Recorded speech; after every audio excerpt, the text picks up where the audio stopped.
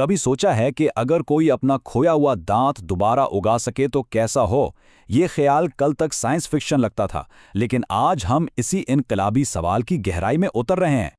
सदियों से तो यही होता आया है कि दांत टूटा या निकला तो बस वो हमेशा के लिए गया। लेकिन अब साइंस इस बुनियादी हकीकत को चैलेंज कर रही है। ये एक ऐसा आइडिया है जो तिब्ब की दुनिया को हमेशा के लिए बदल कर रख सकता है। और ये तब्दीली बहुत बुनियादी है। अब तक हम मसनूई दांतों यानी बाहरी चीज़ों से दांतों की कमी पूरी करते थे, लेकिन अब सोच ये है कि क्यों ना जिस्म को खुद अपना जिंदा टिश्यू दोबारा बनाने के काबिल बनाया जाए। तो ये सब मुमकिन कैसे होगा?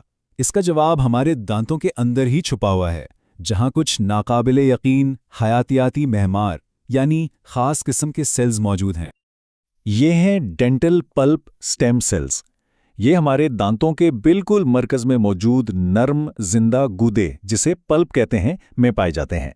यही वो मास्टर सेल्स हैं जो किसी भी किस्म का डेंटल टिश्यू बनाने की सलाहियत रखते हैं। और ये सेल्स इतने खास क्यों हैं?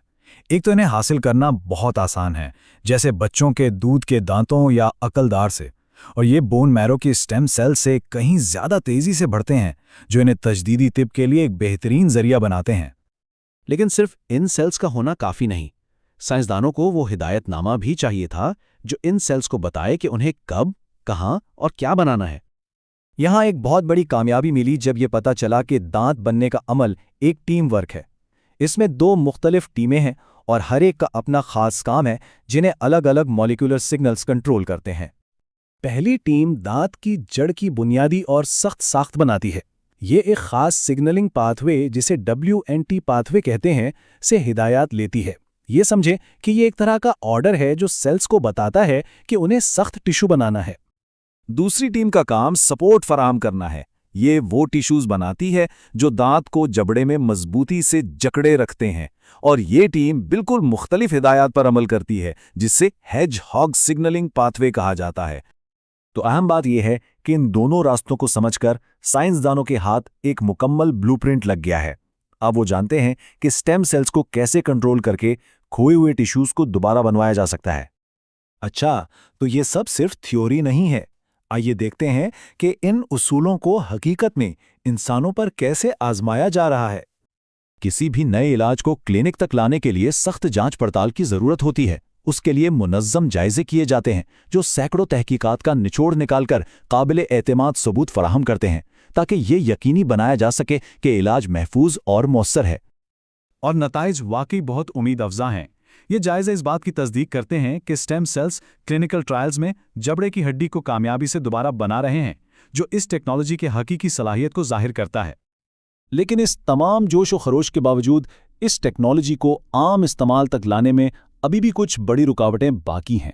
सबसे पहला चैलेंज तो इसकी होशरुबा लागत है। इलाज के मेयार के स्टेम सेल्स तैयार करना एक नाकाबिल यकीन हद तक महंगा अमल है, जिस पर लाखों डॉलर खर्च हो सकते हैं। और बात सिर्फ पैसों की नहीं, ये अमल ना सिर्फ महंगा है बल्कि इंतहाई गैर मौसर भी है। इसकी कामयाबी की शरह सिर्फ 0.1% है, जो इसे एक बहुत बड़ी रुकावट बनाती है।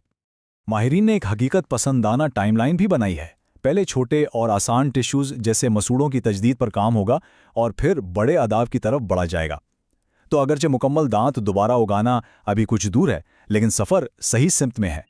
तो इस सब का बड़ा मतलब क्या है? ये तहकीक सिर्फ दांतों के बारे में नहीं, बल्कि ये हमारे जिस्म को ठीक करने के, सोचने के अंदाज में एक बुनियादी तब्दीली का हिस्सा है।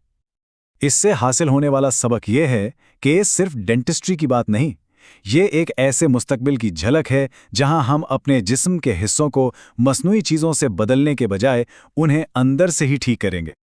और ये हमें एक आखिरी मगर बहुत गहरे सवाल के साथ छुड़ जाता है। अगर एक दांत दोबारा उगाना मुमकिन है, तो सोचें कि मुस्तकबिल में हम अपने जिस्म का और कौन-कौन सा हिस्सा दोबारा उगा सकेंगे।